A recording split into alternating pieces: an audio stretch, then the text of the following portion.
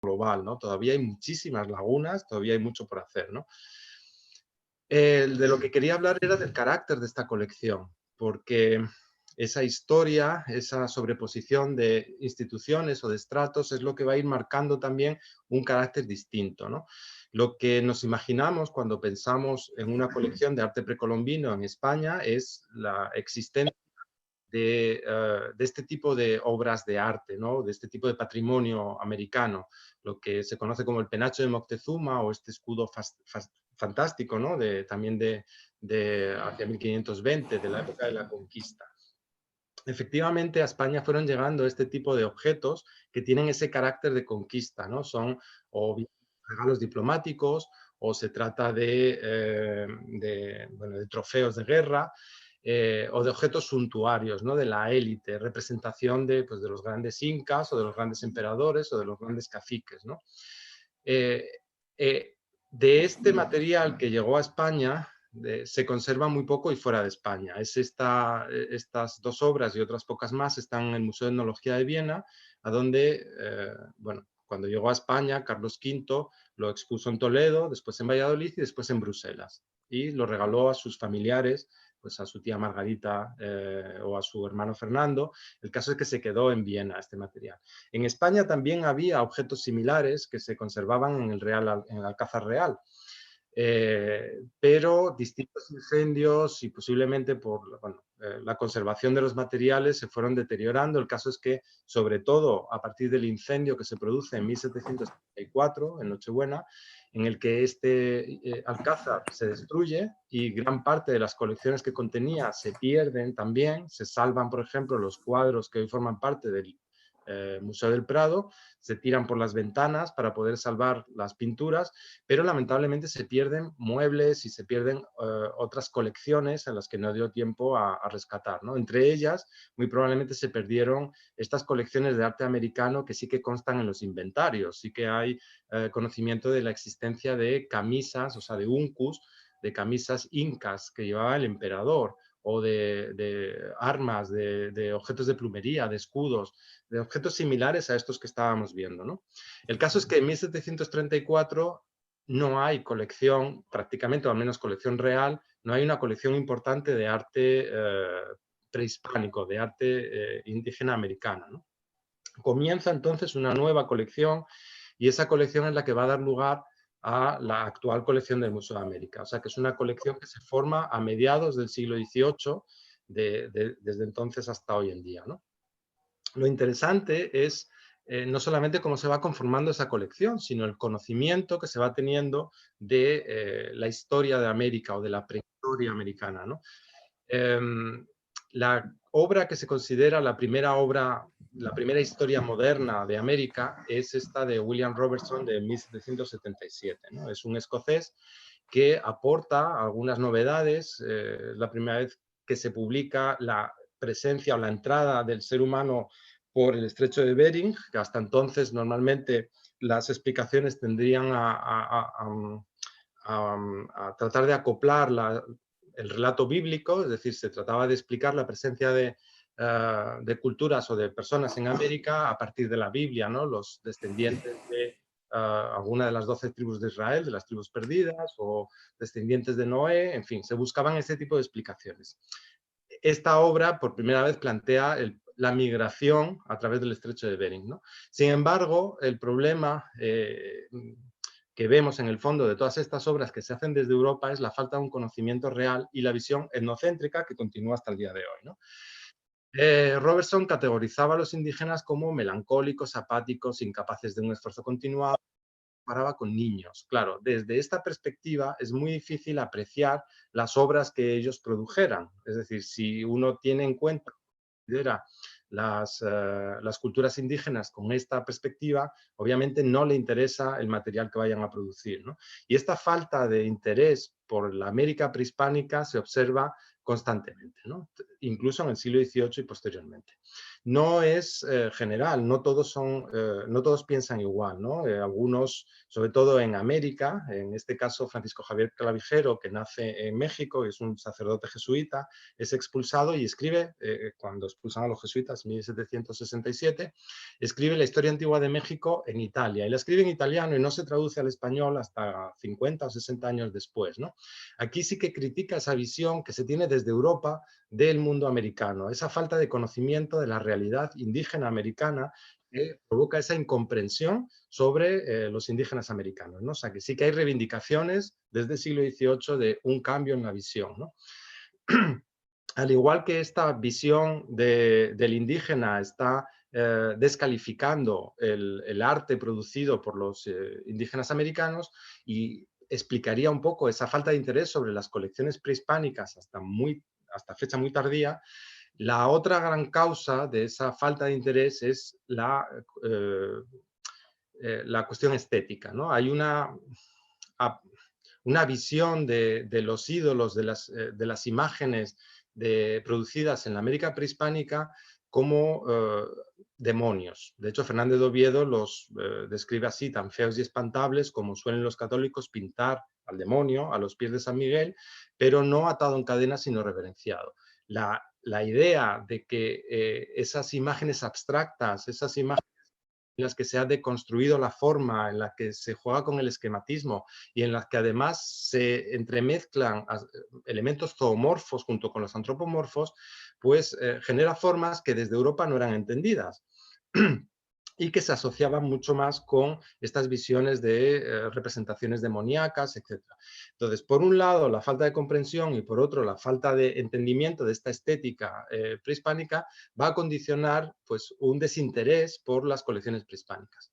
¿Cuándo cambia esto? Pues a inicios del siglo XX, finales del XIX, comienzan las grandes colecciones de arte prehispánico, pero sobre todo es a partir de las vanguardias, ¿no? Del surgimiento de las vanguardias artísticas en Europa, sobre todo del surrealismo, en el que se produce una inversión, un cambio de la apreciación de esa estética. En este momento, por ejemplo, uno de los teóricos del surrealismo, que es André Breton, considera a la Coatlicue como la Coatlicue es esta escultura azteca con cabezas de serpientes enfrentadas, como la plasmación de la belleza convulsiva. Es decir, ya empiezan a apreciar la estética prehispánica. Justamente se adapta a estas nuevas propuestas de las vanguardias, del surrealismo o del cubismo, ¿no? La deconstrucción de la forma, el esquematismo, etc., ¿no?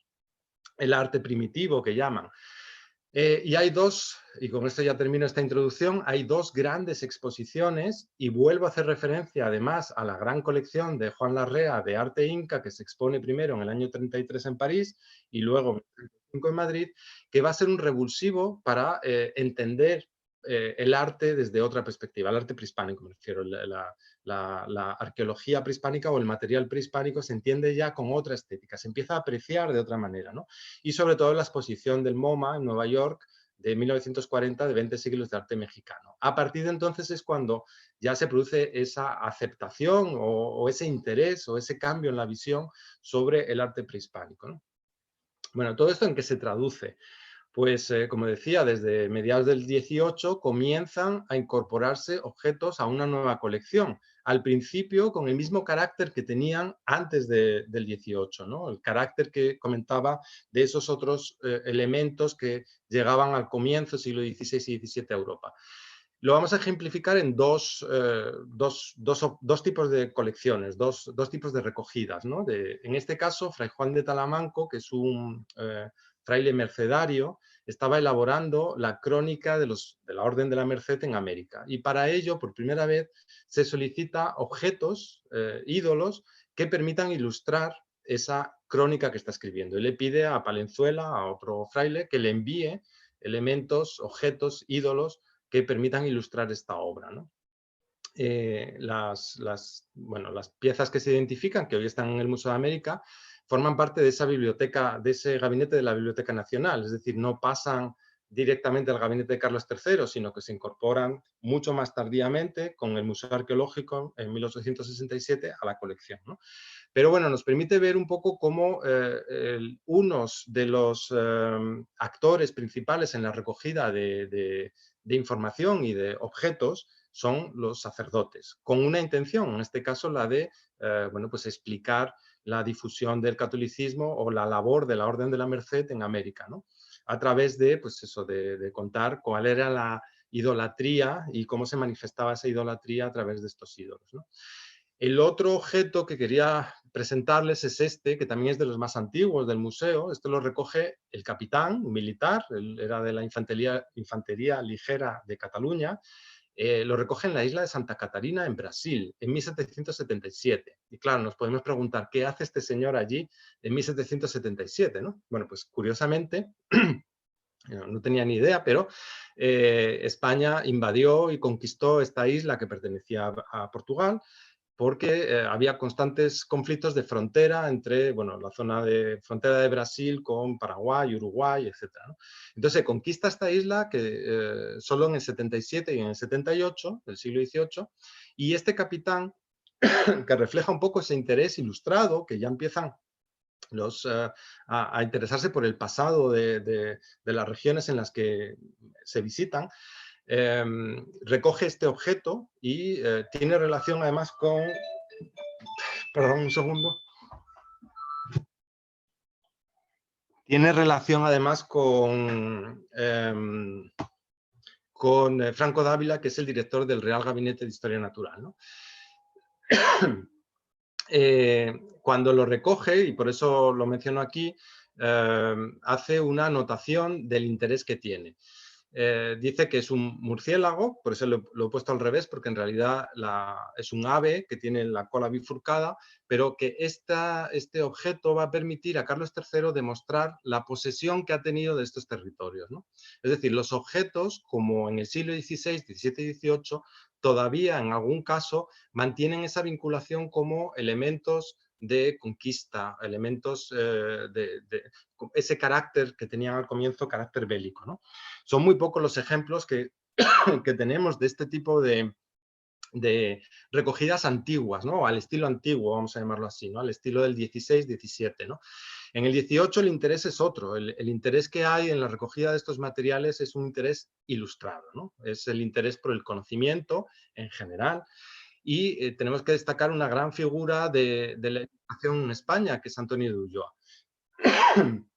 Ya sabéis que hay dos personajes fundamentales, que es Jorge Juan y Antonio de Ulloa, que eran guardiamarinas muy jóvenes, a los que se encomienda acompañar a una expedición francesa que había solicitado permiso al rey de España para hacer las mediciones del meridiano del meridiano terrestre, para dilucidar, como resumía Voltaire, si la Tierra tenía forma de melón o forma de sandía, y se desplazan hasta Ecuador acompañados por Jorge Juan y Antonio de Ulloa para tomar esas mediciones. Bueno, el caso es que a partir del año de esa incorporación, de esa expedición del año 35, Antonio de Ulloa comienza a asumir o adquirir una experiencia americana que va a ser fundamental.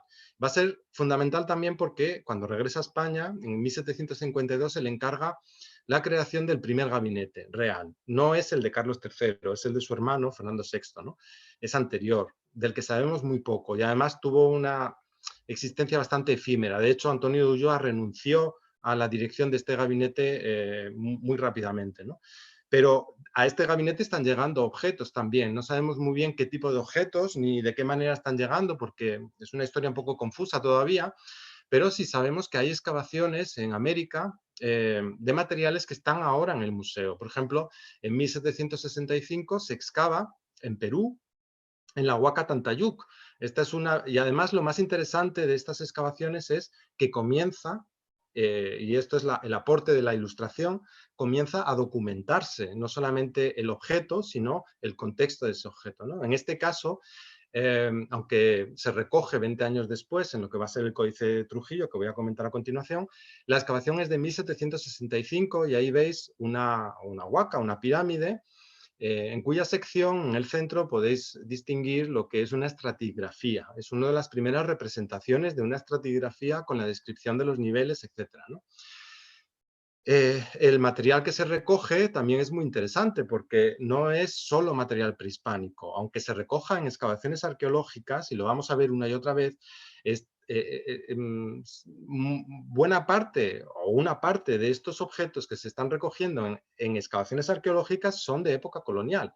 Es decir, están manifestando la continuidad de una tradición indígena en la que comienzan a entremezclarse elementos procedentes de Europa. Por ejemplo, estas dos figuras de tradición prehispánica, Chimú, que ingresan, son de esta excavación de 1765, ingresan en el Palacio de Buen Retiro, en la colección real, en realidad tienen aplicaciones de plata que ya están demostrando que se reelaboraron o que se añadieron en época colonial, ¿no? O sea, que es una producción, está demostrando este mestizaje que se está produciendo en este momento.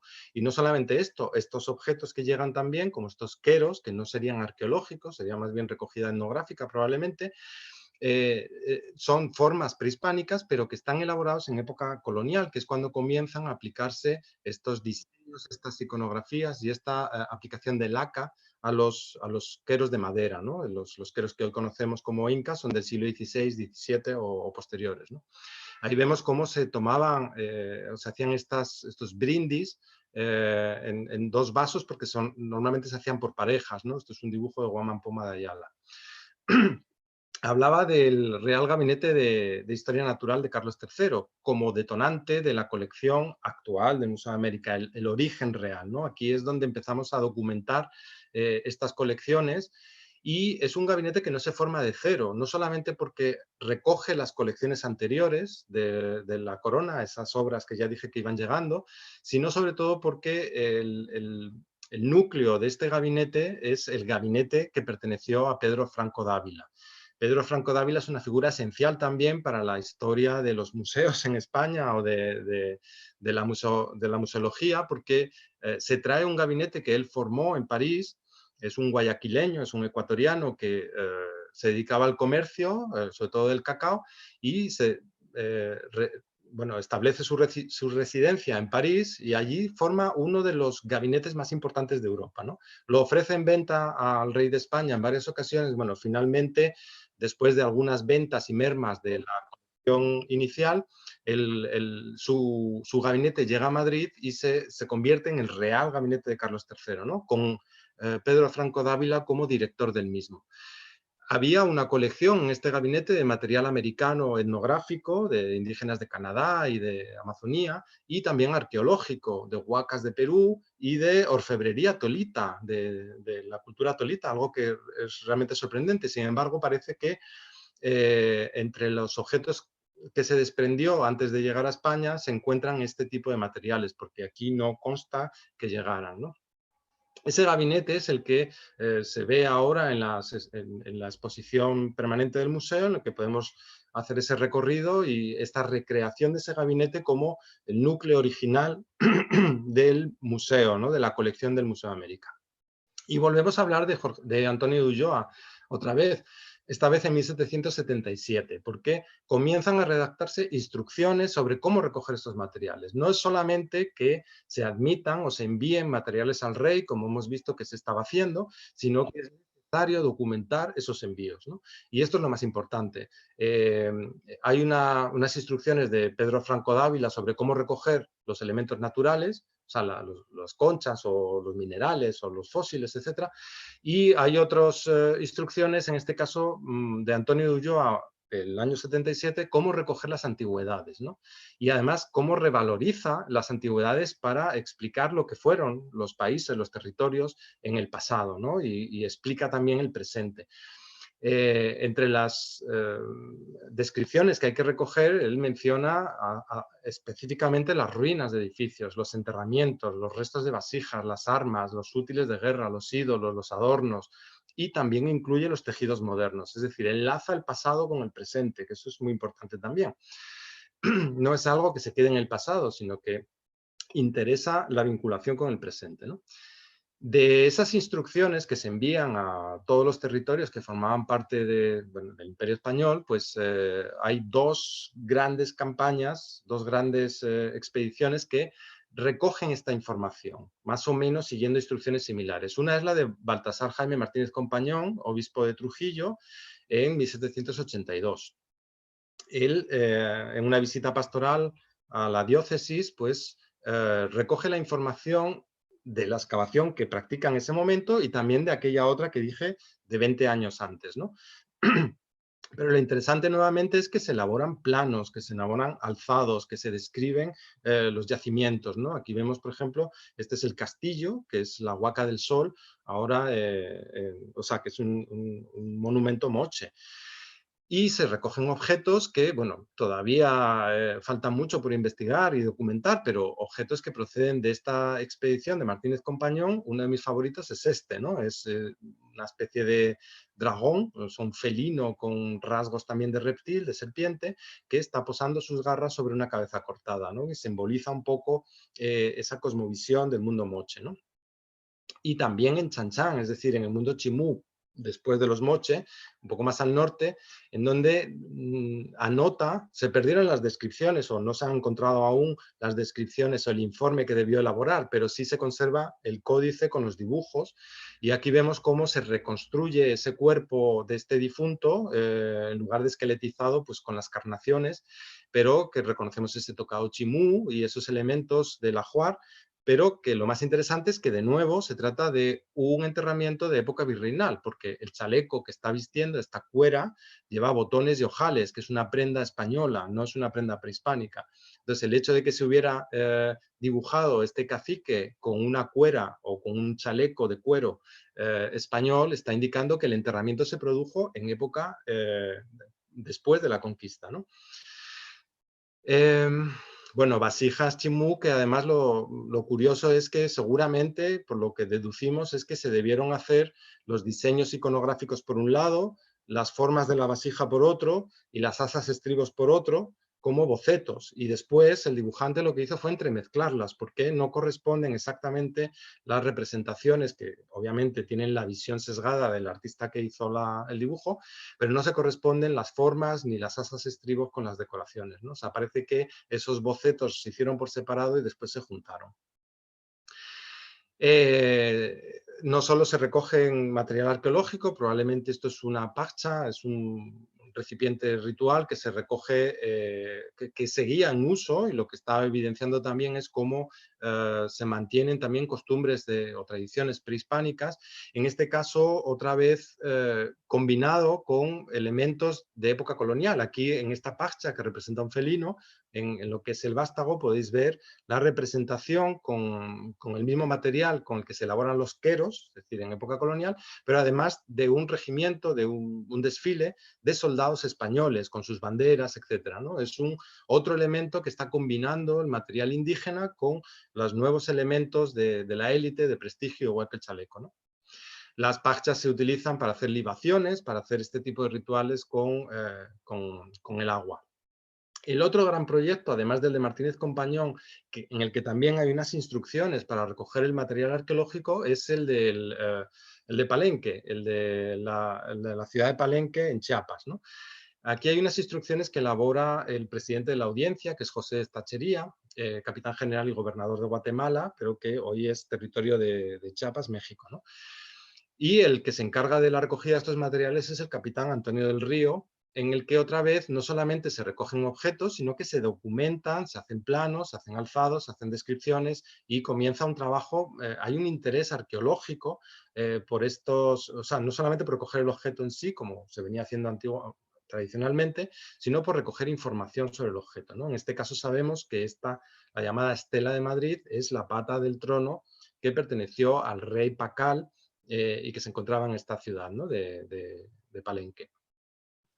Otra gran expedición, en este caso botánica, pero que aunque sea una expedición botánica, también se hicieron excavaciones arqueológicas y también se enviaron materiales que forman parte de las colecciones hoy en día, es la expedición de Joseph Dombey, el francés que solicita realizar esta expedición botánica, y de Hipólito Ruiz y José Pavón, que son los españoles que acompañan inicialmente y que, bueno, finalmente son los que elaboran ese corpus también junto con Dombey de botánica, ¿no? A ellos, cuando recogían las plantas alrededor de Lima, los indígenas les llamaban los brujos yerbateros, porque no solamente recogían las plantas, ellos estaban interesados también en el uso de esas plantas, sobre todo el uso farmacológico que pudieran tener, ¿no? De esta expedición destaca sobre todo esta camisa que se recoge en Pachacamac, y que, bueno, se anota como excavación arqueológica, pero muy probablemente por el estado de conservación realmente es un objeto que pertenecía a alguna familia y que formaba parte de los objetos, de las reliquias que esta familia conservaba de su pasado incaico, ¿no? Y efectivamente, aunque sea en la costa, estamos viendo elementos que nos remiten a la tradición inca, ¿no? Y al dominio de los incas sobre la costa, sobre Pachacamac, sobre ese santuario importantísimo en época prehispánica, ¿no?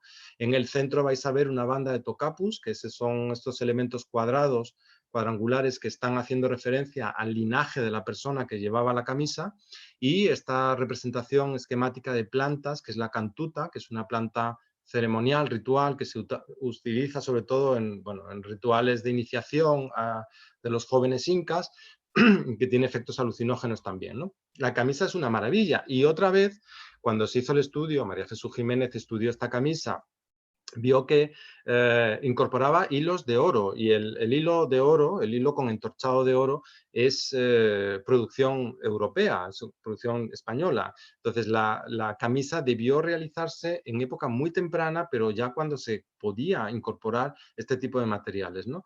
Aunque sigan elaborándose al estilo tradicional, prehispánico, se han elaborado a inicios de la colonia, ¿no? Bueno, otros objetos que se recogen en esta expedición, en excavaciones arqueológicas, en la costa central, en la costa norte, etc., ¿no? Bien, con todo esto que está llegando a España y con esa información que estaba llegando, deberíamos haber tenido ya una historia, ¿no?, prehispánica, un conocimiento de las culturas de América, sobre todo de Perú, que es quizá lo que más excavó, aunque también del área maya, ¿no? Y sin embargo no es así. Como réplica a esa obra que mencioné de William Robertson, Carlos III, como había una crítica hacia el gobierno de España en la actuación en la colonia, etc., Carlos III encarga la elaboración de una nueva historia de América, ¿no?, del Nuevo Mundo. Y se la encarga a Juan Bautista Muñoz, que es un cosmógrafo de Indias, que hace una labor impresionante de recogida documental. Claro, de nuevo, la materialidad prehispánica está ausente. Otra vez lo que vemos es que todas las historias que se elaboran desde Europa están basadas en los documentos, y son historias que se centran sobre todo en el periodo de contacto, en la época de la conquista y en la época colonial, ¿no? Y que tienen como referentes, claro, es la historia, ¿no?, tienen como referentes las fuentes documentales. Pero ya existían en España materiales arqueológicos suficientes e información recogida como para haber incorporado este tipo de fuentes a esta historia. Y sin embargo no es así, ¿no?, porque sigue teniéndose esta visión etnocéntrica sobre el mundo indígena americano, ¿no? Lo que se deduce de esta obra es cómo, bueno, pues la idolatría, según su opinión, lo dominaba todo y convirtió a los habitantes en salvajes, viciosos e ignorantes, ¿no? O sea, esta visión del indígena americano como salvaje, como ignorante, como falto de civilización, aunque la realidad es la contraria, porque se están viendo constantemente en dibujos, en materiales, que hay altas civilizaciones, que hay elementos suntuarios, que hay arquitecturas complejas, que hay infraestructuras, y sin embargo se sigue desde Europa creando una imagen constantemente de salvajismo en América, ¿no? Eh, y de nuevo pierde esta referencia del estrecho de Bering que aportaba Robertson, y vuelve a tratar de encajar el relato bíblico otra vez para justificar el poblamiento, ¿no?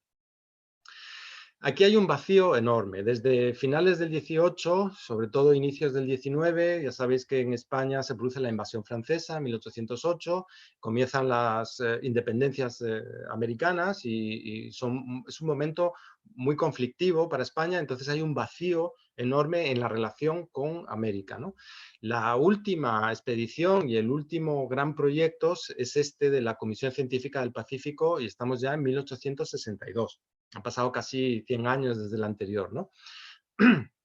Y es una expedición que, bueno, el objetivo inicial era geoestratégico, es decir, había unos intereses económicos en la región del Pacífico, en Perú, Chile, bueno, el tema del comercio, etcétera, y España quería tener una presencia allí.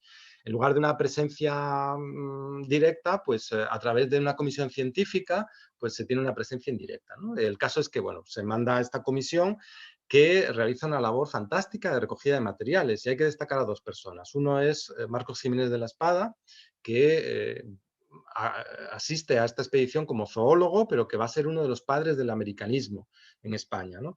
Él es el que realiza la transcripción de las relaciones geográficas de Indias, es un historiador, es un antropólogo, se dedica a la arqueología también, tiene un interés por el mundo americanista esencial, ¿no? Y el otro es el que realiza las excavaciones arqueológicas, que es Manuel Almagro y Vega, el antropólogo.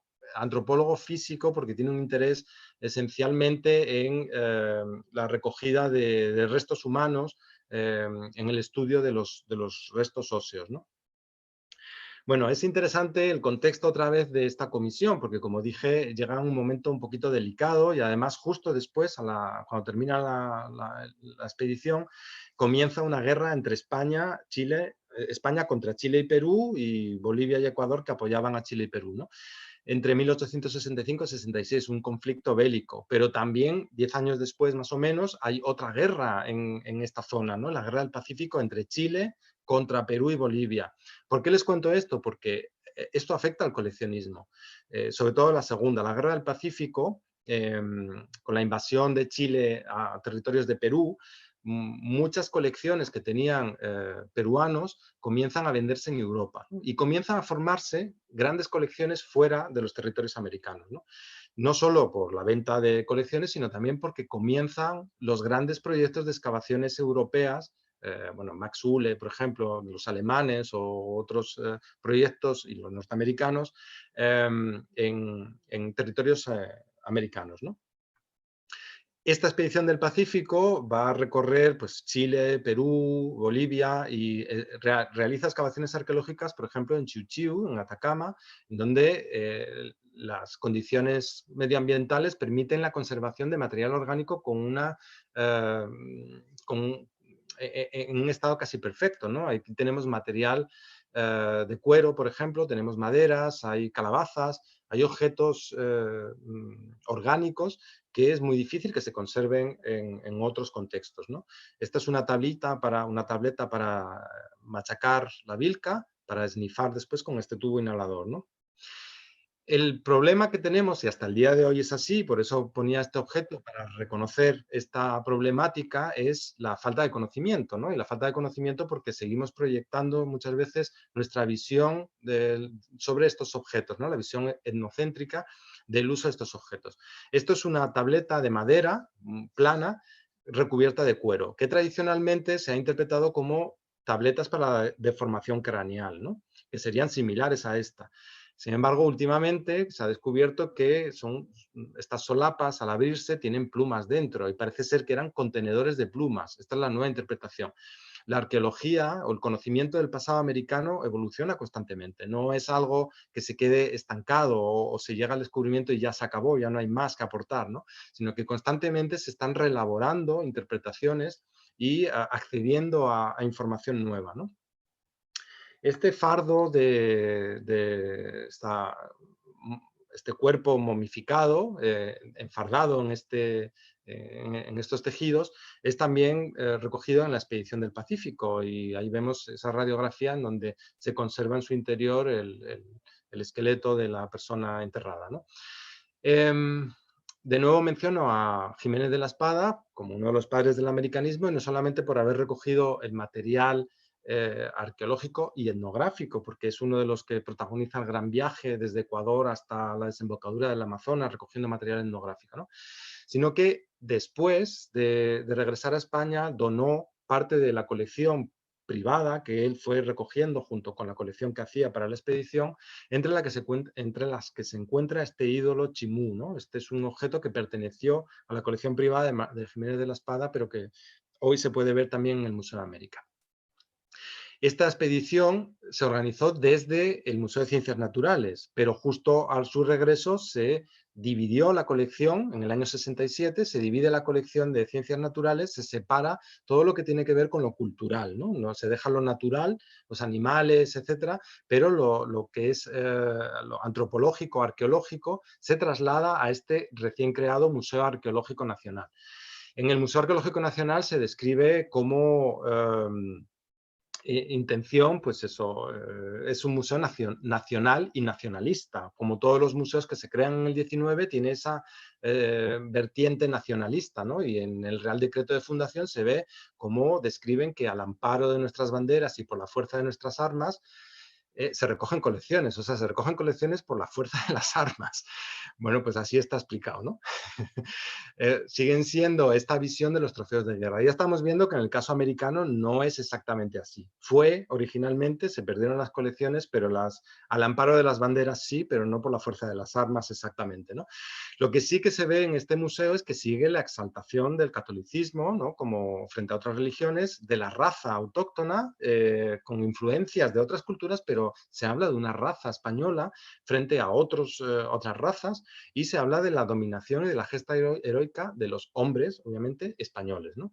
Entonces, siguen existiendo sesgos a la hora de interpretar y de ver el pasado prehispánico y sobre todo a las culturas prehispánicas como otros lejanos, otros exóticos, otros salvajes, etc., ¿no? De hecho, la visión de los técnicos del MAN, de los conservadores que se ocupan de estas colecciones al comienzo en el arqueológico, aparte de la labor extraordinaria que hicieron, que por supuesto todos hacen una labor extraordinaria, pero en la época tenían una visión sesgada. Es lo que estamos intentando corregirnos hoy, ¿no? O sea, esa visión eurocéntrica, etnocéntrica, es de la que nos intentamos alejar. Pero en el siglo XIX era algo que nadie se planteaba, ¿no? De hecho, Ángel Gorostízaga, por ejemplo, cuando describe a los quimbayas, que ahora comentaré, es uno de los conjuntos fundamentales del museo, habla de los quimbayas como un pueblo primitivo e incauto que vivía en un estado semisalvaje y ocupaba su tiempo en músicas y danzas desagradables. Bueno, desagradables entiendo que eran para él, porque para los quimbayas no serían tan desagradables, ¿no? Supongo. Es decir, hay una visión etnocéntrica de lo que uno está extrapolando hacia el otro, ¿no? Y eso sigue presente en todos los materiales que estamos viendo una y otra vez, ¿no? Una de las obras que se hacen desde el Museo Arqueológico fundamentales para entender la América precolombina es la de Narciso Centenac. Y todavía sigue teniendo ese foco etnocentrista, ¿no? Pero es lo que se estaba dando en la época. De esta época, de finales del 19, lo interesante es qué política de adquisiciones existía, ¿no? Y bueno, pues el interés que se refleja en un informe es adquirir objetos aislados de rareza singular. Esto significa que se ha perdido esa tradición de expediciones científicas de recogida de materiales o de recogida de información in situ. Es decir, esa tradición del 18, incluso de la expedición del Pacífico, y que se mantiene en otros museos del mundo, Estados Unidos o en Alemania, en Francia, en donde los museos se trasladan al campo para estudiar o para recoger en esta época materiales, pero para estudiar, para recoger información, aquí ya se pierde, ¿no? Y lo que interesa es la recogida de objetos de rareza singular. Claro, la falta de conocimiento sobre la estética prehispánica, sobre el material prehispánico, que es notable todavía en el siglo XIX, porque no había ese interés, es lo que produce, y eso es lo que estoy estudiando ahora, la incorporación de un conjunto de falsos históricos, falsos de finales del XIX, ¿no? Que son muy interesantes porque están reflejando la imagen o la idea que uno tiene de lo prehispánico, ¿no? Esas formas bizarras en las que se mezclan mascarones con elementos zoomorfos y formas monstruosas, etcétera, ¿no? Es la imagen que uno tiene, están elaboradas en México en este caso, pero es la imagen de lo prehispánico que se tiene desde allí, ¿no? Entre las obras singulares que se adquieren, obviamente hay que destacar el Códice Trocortesiano. Se adquiere en dos partes, en el 88, 72 una y en el 88 la otra. Es un códice maya posclásico, probablemente de finales del siglo XV o de incluso de inicios de la colonia, pero recoge toda esta información astronómica calendárica de los mayas en la zona de Yucatán, ¿no? El soporte es fibra de maguey, de cactus, no es el ficus habitual, sino fibra de maguey.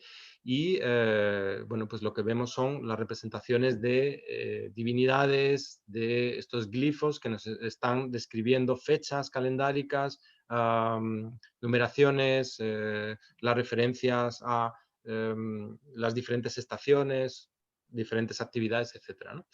Sobre el conocimiento, que es lo que me interesa resaltar en esta charla, sobre el conocimiento, no solamente los materiales, esta pieza nos está reflejando algo que estaba todavía pasando, ¿no? Que es el gran desconocimiento que existía sobre la realidad material de las culturas prehispánicas, ¿no? Esta maravillosa escultura azteca de la Chalchiutlicue, que es la diosa del agua azteca, se oferta en venta al Museo Arqueológico a finales del siglo XIX y se oferta como escultura egipcia. Es decir, todavía no estaba definido el arte prehispánico, ni siquiera el azteca, ¿no? Que era el del momento de la conquista, ¿no? Los técnicos del Museo Arqueológico enseguida identifican la obra como producción americana y producción en concreto azteca, ¿no? Y se adquiere como escultura azteca. Pero la oferta de venta que se hizo es como escultura egipcia, ¿no?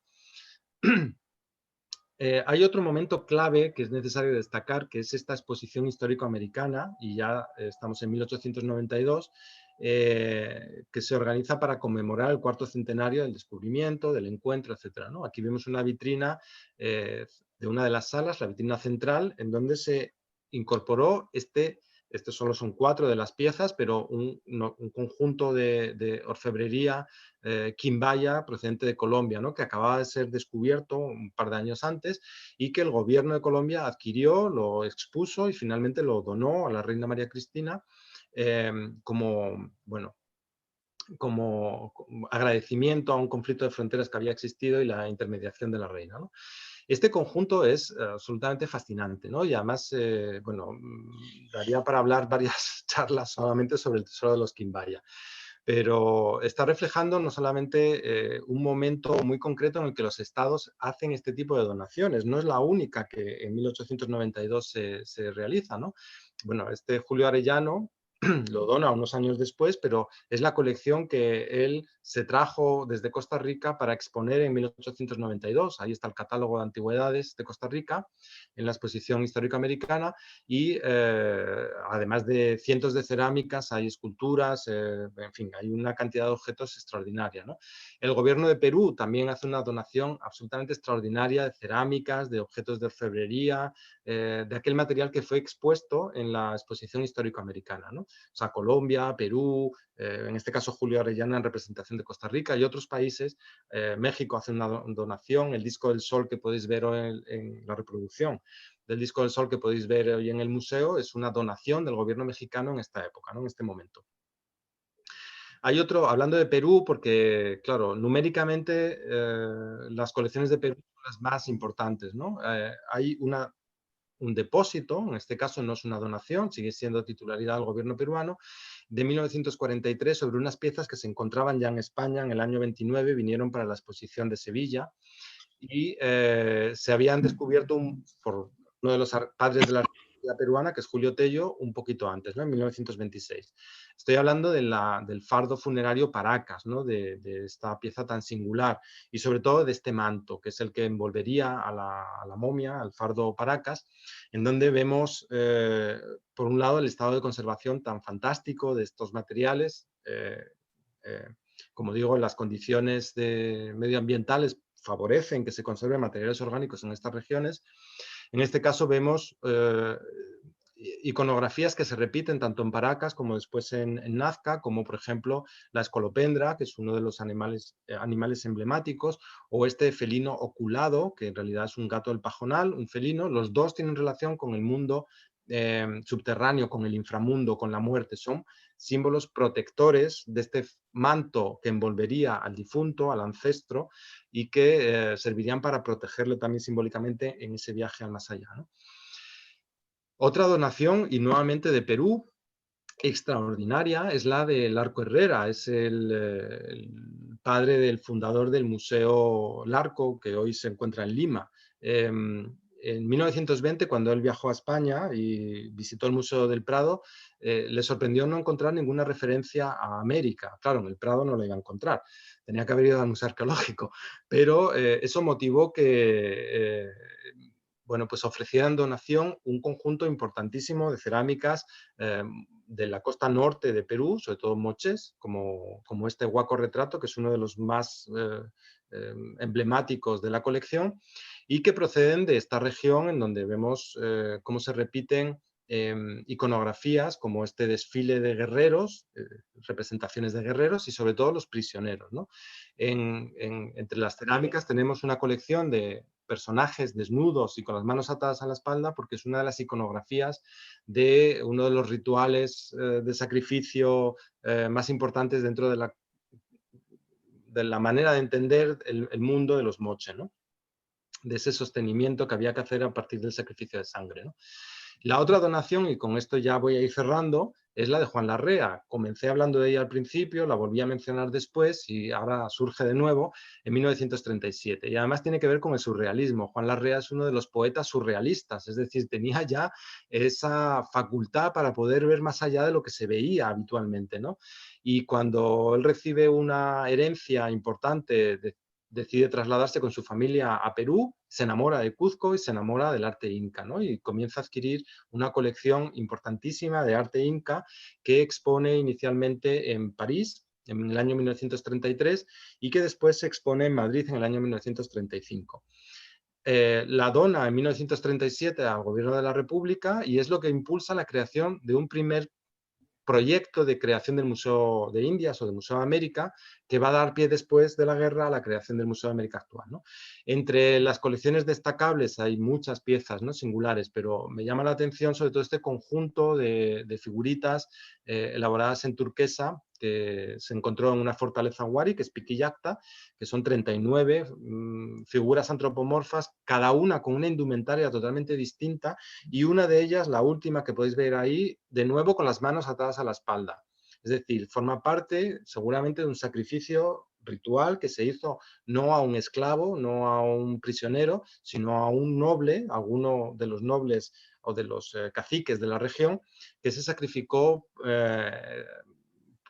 en relación al ciclo del agua, porque estaba rodeado de espondilus, bueno, en fin, en este yacimiento, ¿no?, es donde se encontró. Objetos también como estequero, bueno, orejones, cerámica, en fin. Parchas como esta del armadillo, que es una de las más bonitas que hay en el museo, o esta otra que hemos interpretado tradicionalmente, o se ha interpretado como caimán, pero que en realidad es un coatí, es la representación de este prociónido, de este mamífero.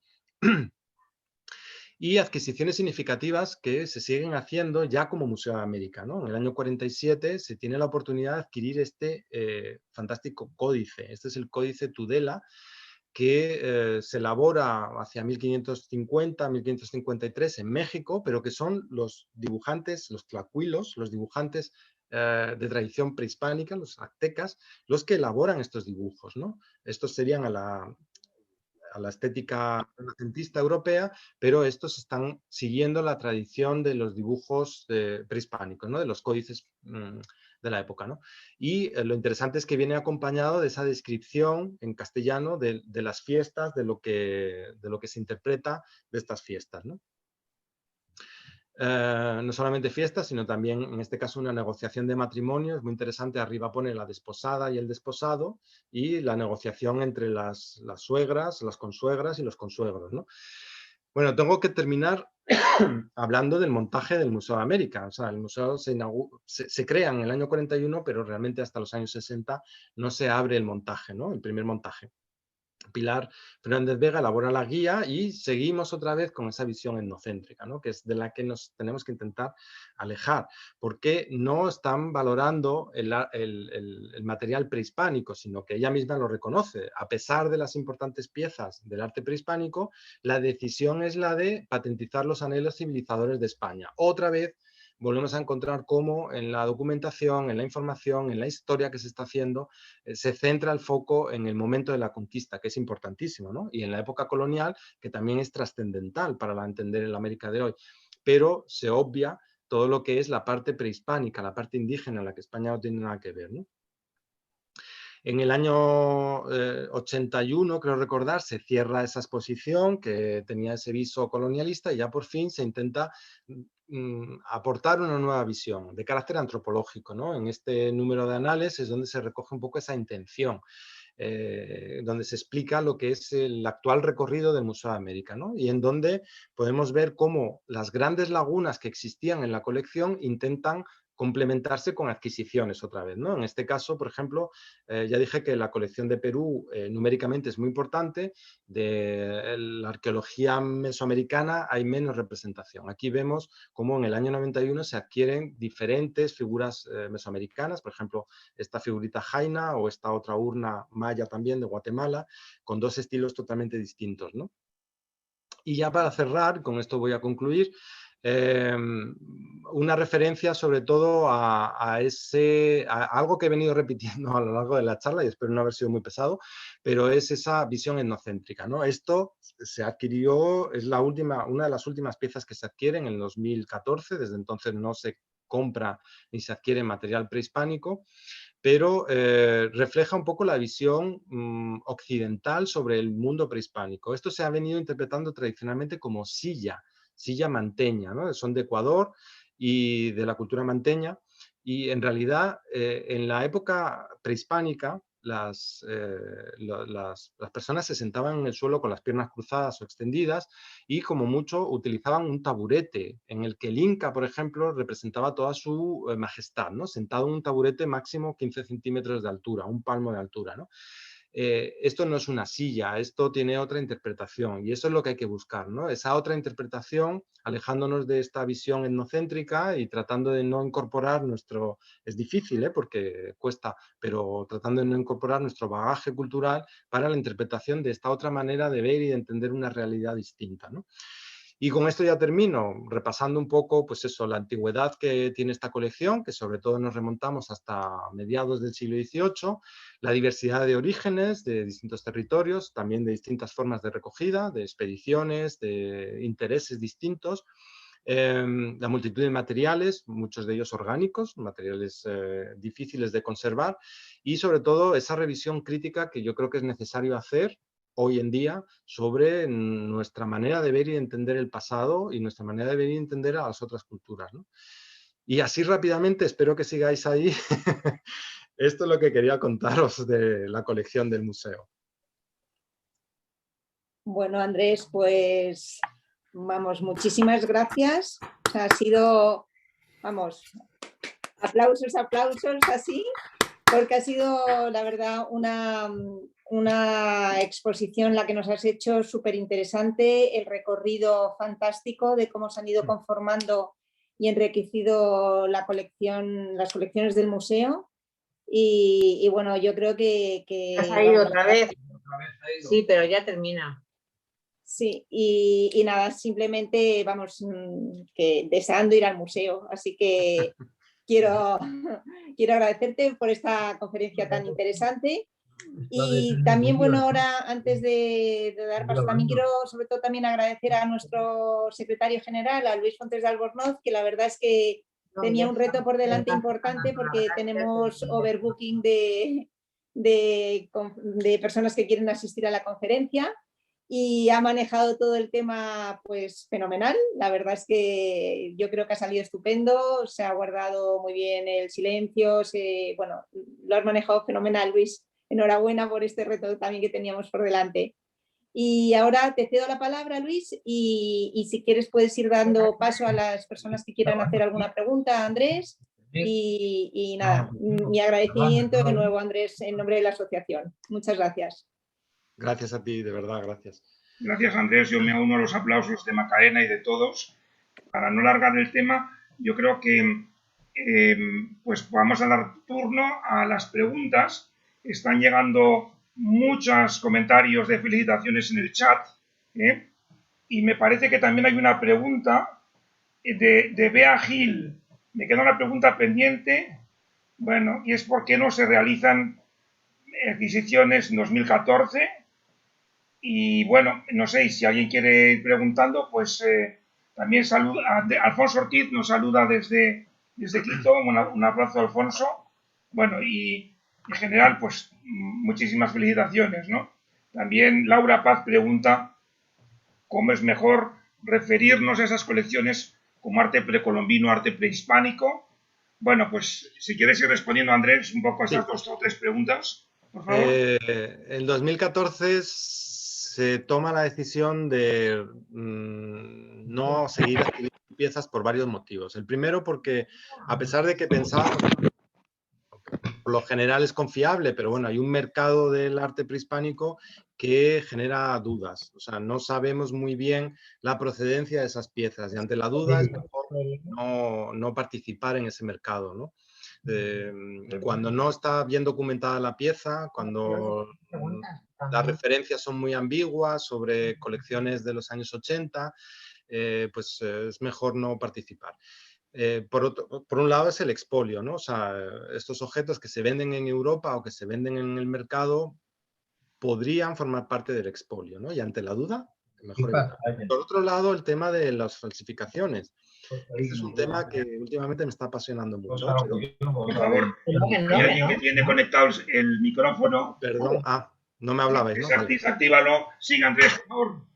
No, decía que el otro tema importantísimo a la hora de decidir no adquirir obras de arte precolombino es, por un lado, el respeto, como digo, hacia el patrimonio americano y sobre todo ese cuidado con el expolio, pero sobre todo también el peligro de las adquisiciones de falsificaciones, porque hay una cantidad enorme de falsificaciones en el mercado de arte precolombino y bueno, es muy difícil a veces diferenciar dónde empieza el original y dónde termina el falso, ¿no? Porque no son falsos completos, hay recreaciones, reconstrucciones. Le das aquí y ya está, papá. ¿Y ya se te ha olvidado? Por favor, el audio.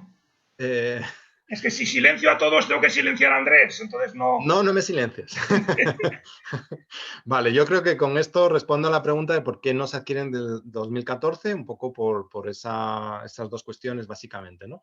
Una política nueva del museo y esta es nuestra intención por el momento, hasta que no aclaremos un poco la situación o cambie la dinámica.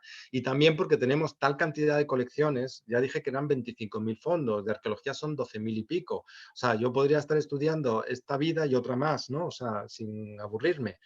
Y ¿para qué seguir adquiriendo piezas, ¿no? Cuyo sentido no solamente mostrar una estética, sino evidenciar o documentar una cultura, ¿no? O sea, la información que hay detrás del objeto es lo importante, ¿no? Entonces, tenemos muchos objetos para extraer información y de momento mejor centrarnos en esto. Y la otra pregunta... ¿Hay alguna más? La siguiente era arte precolombino o prehispánico. Bueno, precolombino es un momento muy puntual, ¿no? Porque está hablando de 1492. Por lo general, uno cuando se refiere a precolombino es tomando esa fecha como referente. A partir de 1492 se produce un cambio en América, ¿no? Claro, ese cambio no es exactamente igual en todas las regiones, porque Colón llega a las Antillas, pero hasta los últimos viajes ya el norte de Sudamérica, etcétera. Pero México, por ejemplo, no es hasta 1521, la conquista de México. Perú es 1535. Y todavía otros territorios, perdón, de Norteamérica o de Sudamérica, hasta el siglo XVIII o incluso más tarde, no son ni explorados siquiera, ¿no? Entonces ahí no está llegando ni Colón ni lo prehispánico. Ahora, se toma como referencia precolombino, yo creo que también depende de la tradición, si es europea o sea, anglosajona o más bien, los anglosajones utilizan más bien precolumbian y en España es prehispánico, pero bueno, yo uso precolombino, pero realmente en algunas regiones no es precolombino porque Colón queda muy lejos, ¿no? Sería prehispánico, antes de la llegada de los españoles o de los europeos incluso, ¿no? A algunos territorios. Andrés, utilizar las dos. Mira que, aunque hay varias preguntas, si quieres apuntarlas, y así tú te organizas. Elena Román pregunta la primera. El Museo de América, bueno, ya lo has abordado un poco. El Museo de América es el encargado de verificar el arte precolombino. ¿Podrías explicar un poco cómo se verifica una falsificación? Toma. ¿Algún consejo, dice Gemma, algún consejo a los opositores a conservador de museos? Pues porque debemos resumir este mismo tema en 15 minutos para el oral. Bueno, 3, perdona. Ahora, Miriam Barbosa pregunta sobre los Quimbaya, que hubo noticias efectivamente hace poco sobre la controversia, si se ha planteado una posible devolución a Colombia. Y Elena Román vuelve a preguntar, es la cuarta, si hay alguna pieza en reserva que tú tendrías en la exposición permanente. Bueno, pues si quieres empezar, está la de Elena, que hace 2, la de verificar el arte precolombino. Vale.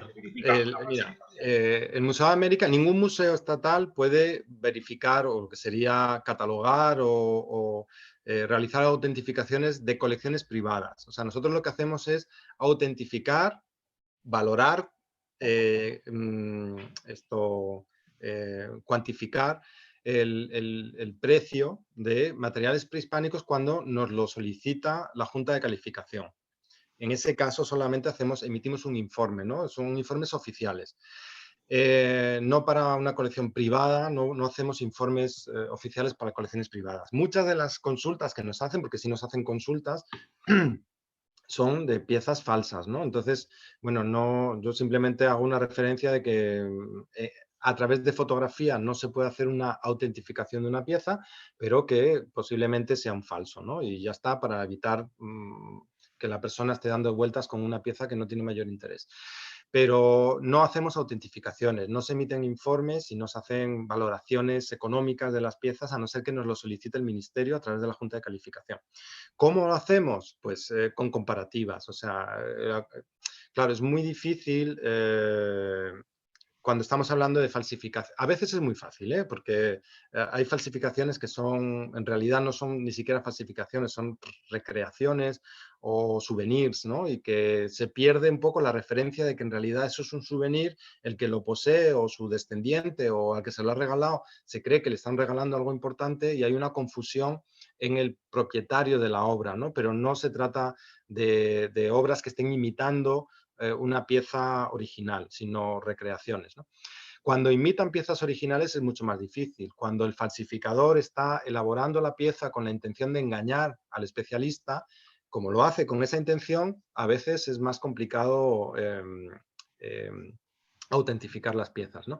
¿Cómo lo hacemos? Bueno, casi siempre, como no tenemos medios técnicos en el museo, lo hacemos únicamente pues con un examen visual, ¿no? O sea, es incoherencias iconográficas, eso es importantísimo, porque muchas veces los que elaboran los falsos no tienen un conocimiento real de la cultura. Ellos toman de un catálogo una parte u otra parte y las mezclan, y entonces ahí es donde vemos que están combinando culturas, combinando iconografías que no deberían estar juntas, etc. Con esto creo que respondo. Segunda pregunta era sobre consejos para opositores. Bien. Mucho ánimo, no puedo dar ningún consejo. A ver, tratar de ser esquemáticos a la hora... yo creo que hay que ser originales también, ¿no? A la hora de presentar vuestro tema. No intentéis reproducir un tema que está repetido una y otra vez porque el tribunal puede aburrirse. Tratar de ser originales, de dar un enfoque distinto. Aunque sean 15 minutos, lo que contéis, obviamente tiene que tener un contenido, pero tiene que tener también una forma, ¿no? Y esa forma, cuanto más original sea a la hora de presentar el material, creo que es mejor, ¿no? Y sobre todo paciencia y ánimo, y el que la sigue la consigue, eso está claro. La siguiente pregunta Quimbaya, era... el tema de los Quimbaya. No, ni las ha apuntado, ¿eh? O sea, me estoy acordando. Muy bien, Andrés. Tesoro de los Quimbaya. El tesoro de los Quimbaya, vamos a ver, es un tema delicado, ¿no? Porque en realidad es una donación, es un regalo que hace el gobierno, no es un expolio, no es material que se haya recogido en época republicana, ni es un regalo del propio gobierno de la República de Colombia, ¿no? De la República de Colombia a través del presidente. Y lo regalan, además, es un regalo privado, porque se lo regalan a la reina María Cristina. No es ni siquiera un regalo institucional a un museo. Es la reina María Cristina, ese regalo privado que le hacen, la que lo dona al Museo Arqueológico. Entonces esto se entremezcla aún más.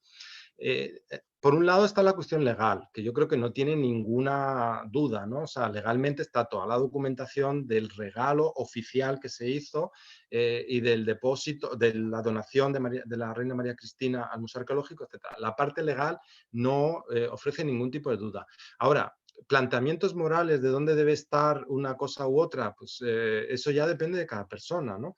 Oficialmente no sé si hay una solicitud formal de restitución del tesoro. Yo creo que no se trata tanto de una solicitud del gobierno, pero aquí creo que es mejor que habléis con la directora, porque yo soy un simple conservador.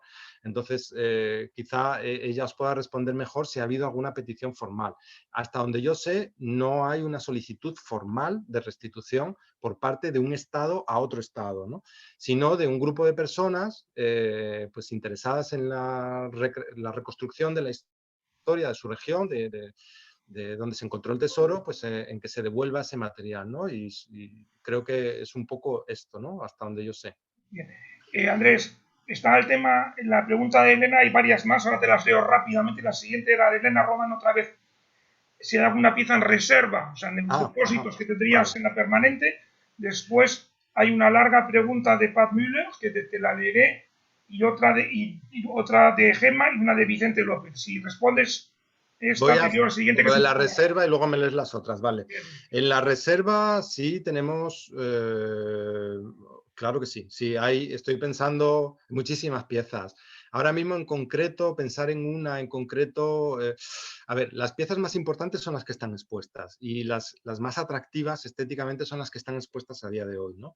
Pero hay piezas muy interesantes que tienen mucha información y que sí que sacamos periódicamente cuando organizamos exposiciones temporales, ¿no? Ahí es donde podemos dar visibilidad a piezas hasta que no se haga la renovación completa del museo, que en algún día se acometerá esa renovación de la museografía permanente.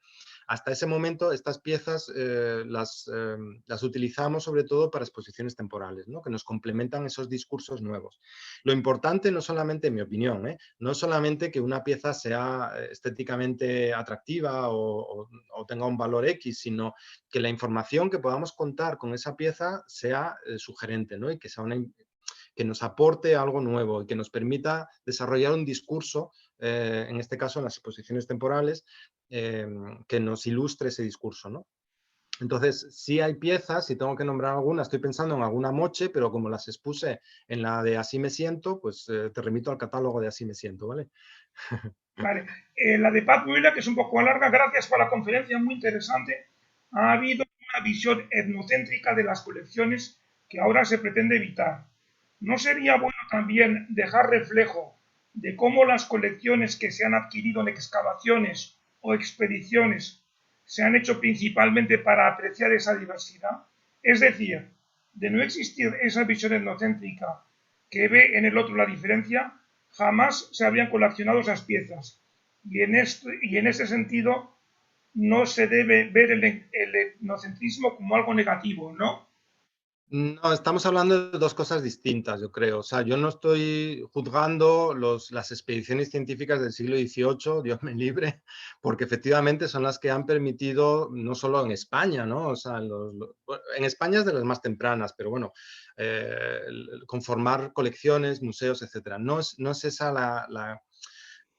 la revisión que pretendía hacer, sino la de qué se ha hecho con ese material. Y lamentablemente, y esto es algo que creo que pasa bastante a menudo en España, no se presta atención a las cosas, ¿no? Entonces, ese material que ha venido pasó sin pena ni gloria. Los expedicionarios de la expedición del Pacífico que sufrieron lo indecible, o sea, ese viaje, el gran viaje que llaman, ese descenso por el río Napo, Amazonas, hasta la desembocadura, fue durísimo, fue en unas condiciones dificilísimas. Y cuando llegaron aquí pasaron sin pena ni gloria. No les hicieron ni caso. Esas colecciones, cientos de piezas, miles de piezas, sin contamos etnografía, arqueología y otros materiales, no se estudiaron. Solamente se estudió, creo recordar, Luis de Hoyos hizo el estudio de los cráneos. Ese es el problema. No que se haya recogido el material, sino que una vez recogido nadie les prestó atención. ¿Por qué? Porque no interesaba.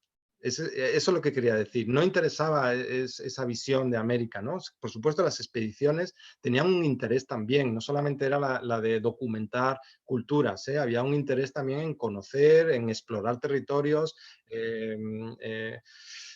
cuestiones diplomáticas también. Entran en juego muchos factores, no solamente el conocer el pasado, ¿no? Ese era el objetivo de algunas de las expediciones, pero no era el único, ¿eh? Entonces, la crítica no es sobre la formación de colecciones, sino sobre, una vez formadas las colecciones, qué se ha hecho con ellas. No sé si me he explicado. ¿Sí? No Bien, sé. Gemma pregunta, ¿qué o quién marca, en el caso del Museo de América, la forma de abordar el estudio de las colecciones prehispánicas lejos de una visión eurocéntrica? ¿Quién o Ah, quién? a ver, en prehispánico estoy yo solo, o sea que yo.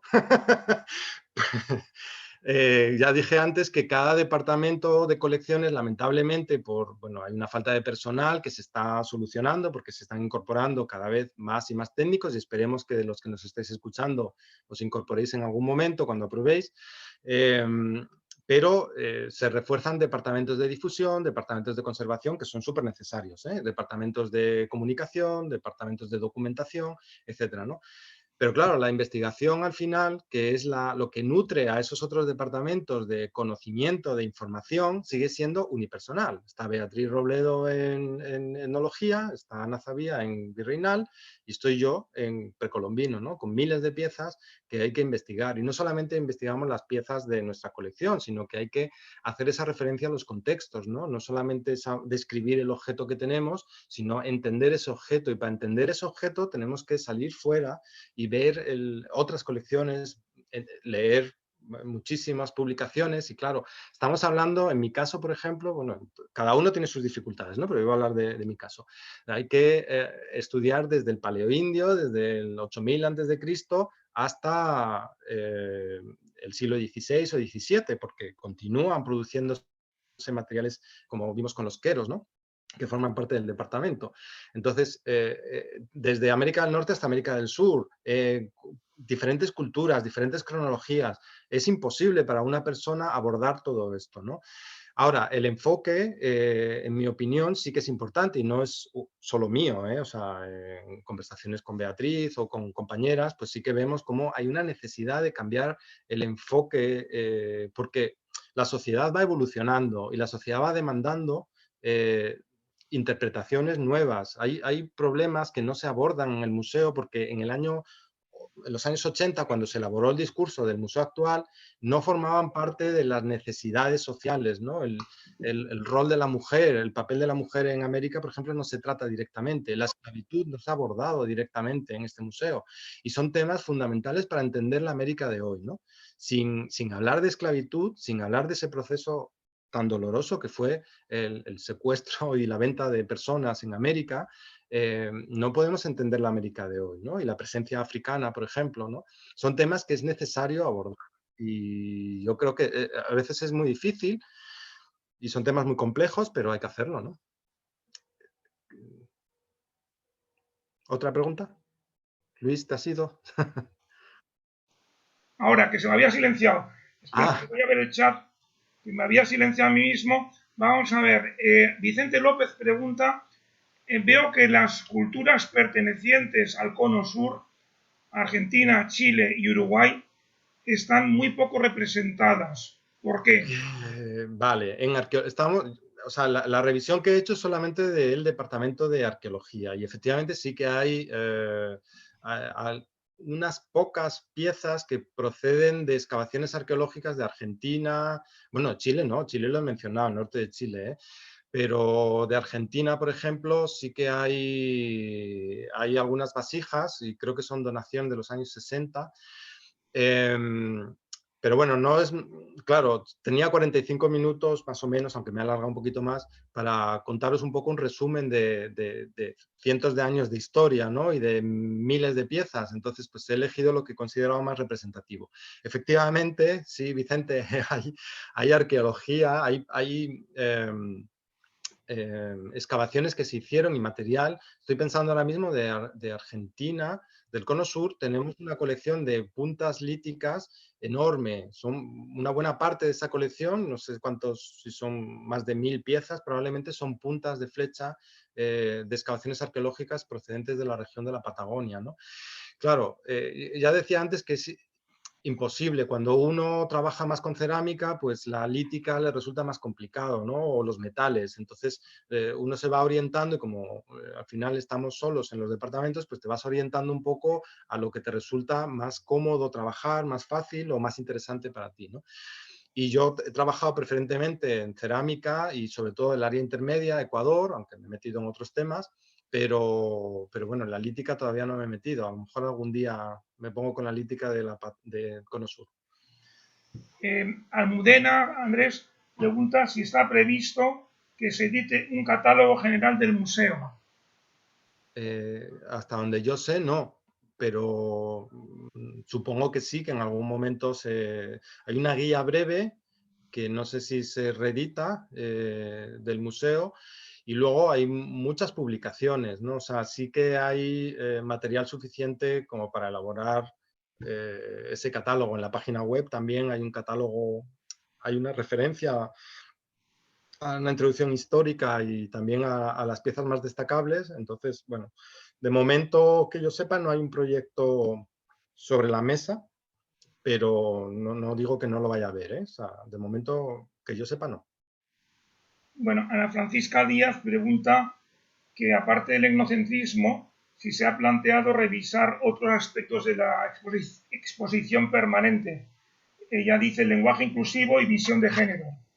Claro, sí, o sea, ya lo mencioné antes y de hecho es una de las preocupaciones que tenemos y sí, en los departamentos, en etnología y precolombino sobre todo están interesados en reforzar esa visión de género, ¿no? Porque es importante no solamente hacer visible la presencia femenina, sino también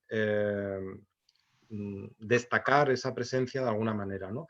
Hay materiales que nos están remitiendo a producciones elaboradas por mujeres, pero como no se explica directamente, pues probablemente cuando uno hace la visita rápida por el museo, pues ni siquiera se plantea quién ha hecho esas piezas, si son obras de mujeres o no. Entonces, reincidir en esos temas, sí. Ahora, no se está abordando una renovación de la exposición permanente. Para esto se necesitan recursos, se necesita material, tiempo, personal, etcétera, ¿no? Lo que hacemos es plantear estos temas como ensayos a través de las exposiciones temporales. Al menos ese es el objetivo que yo persigo, ¿no? Es decir, bueno, pues vamos a ver cómo planteo estos temas, lo hago en una exposición temporal, veo qué funciona, qué no, qué objetos me sirven, cuáles no, y si en algún momento alguien decide que hay que hacer una renovación de la permanente, pues ya hemos trabajado temas de género, hemos trabajado otros roles, etcétera, ¿no? Entonces, bueno, pues como renovación de la permanente no está planteado, como visión para ir modificando a medida que se vayan cambiando cosas y procurar reincidir en estos aspectos del lenguaje inclusivo y de resaltar el papel de la mujer, por ejemplo, sí. Andrés, ya, bueno, se han acabado las preguntas, pero yo quisiera señalar, ha habido muchos agradecimientos, pero uno que me parece, con que viene desde Bogotá, que es María Cecilia Álvarez White, que está conectada ahora, pues que te dice, excelente presentación, cordial saludo desde Bogotá. Os ha habido, bueno, como ya gente también pues desde Ecuador y desde México, ¿no? Bueno, yo, si me pongo a leer todos los agradecimientos, nos llegaríamos hasta las 10, pero no sé si hay alguna pregunta más. Si alguien quiere, y ya te dejamos descansar. A ver, hay una pregunta última, también de Gemma, que dice, y ya con esto, si os parece, lo cerramos, que es, pregunta Gemma, ¿cuál es la política del museo en cuanto a la exhibición de restos humanos presentes en la colección? Vale, sobre políticas del museo es mejor que le preguntéis a la dirección porque yo no elaboro las políticas del museo, ¿no? Los restos humanos hay algunos expuestos, hay otros que no se pretenden exponer. En este caso, los que están expuestos no hay una visión directa del cuerpo. Bueno, hay cráneos, por ejemplo, sí, hay un cráneo, si no recuerdo mal, y están los dos fardos funerarios, ¿no? Entonces, es un tema que se está trabajando. No hay un acuerdo formal, no se ha llegado a una política de exhibición de restos en el museo todavía, ¿no? Pero sí que se ha trabajado este tema. Entonces, por el momento, la exposición es del año 90, la inauguración de la exposición es del año 94 y no se ha contemplado cambiar el discurso de manera radical, ni remover colecciones, ¿no? Se han ido sustituyendo, por ejemplo, algunos materiales más delicados por otros y se han ido añadiendo informaciones, pero bueno, se sigue trabajando en determinadas políticas. Esta de exhibición de restos humanos es una de las cuestiones que se están, no solo en el Museo de América, es un tema que se trabaja en museos estatales. Bueno, pues yo creo que ya te dejamos descansar, Andrés. Gracias. Llevas un activo 1 hora y media. Muchísimas gracias, interesantísimo. Has batido récords de audiencia. Habrá que ampliar la capacidad del Zoom de la Asociación de Amigos para las próximas. Bueno, y nada, pues también todos gracias. Macarena me ha pedido que haga pues esa pequeña cierre. Gracias, Macarena. Y también gracias a todos los que asistís del museo, como Beatriz, Mar y otros. Y nada, que Berta, que del Museo Naval os tocará también intervenir. Bueno, muchas gracias, Andrés, fantástico. No, muchas gracias a todos. Gracias. Un gran Gracias. esfuerzo, porque has hecho una visión absolutamente completa, ¿no?, de todas las colecciones. Yo, una pregunta final, y no me quiero extender, ¿es verdaderamente la colección más completa en arte precolombino que hay en el mundo, o eso es un decir? Acabamos con eso. Es una de las colecciones más completas. Yo no me atreveré a decir que la más completa, ¿no? Estoy pensando en colecciones, claro, que proceden de excavaciones arqueológicas, las de Maxul, las de Alemania, por ejemplo, en Perú. En determinados materiales son mucho más completas otras colecciones. Lo que pasa es que en este caso el Museo de América tiene esa visión más completa de diferentes procedencias, de diferentes épocas, de diferentes momentos, ¿no? En ese sentido no creo que sea la más completa del mundo, pero sí es una de las más completas sin duda. Muy respondido. Bueno, voy a cerrar. Muchas gracias a todos. Vamos a intentar colgar la grabación en nuestra web, ya os diremos. Andrés y Macarena, he empezado cuando llevabas 1 minuto hablando, Andrés, o sea que se van a perder la introducción, pero bueno, más o menos lo hemos cogido desde el principio. Muchas gracias a todos y buenas noches y buenas tardes en América. Adiós. Muchas gracias. Gracias. Gracias. Gracias.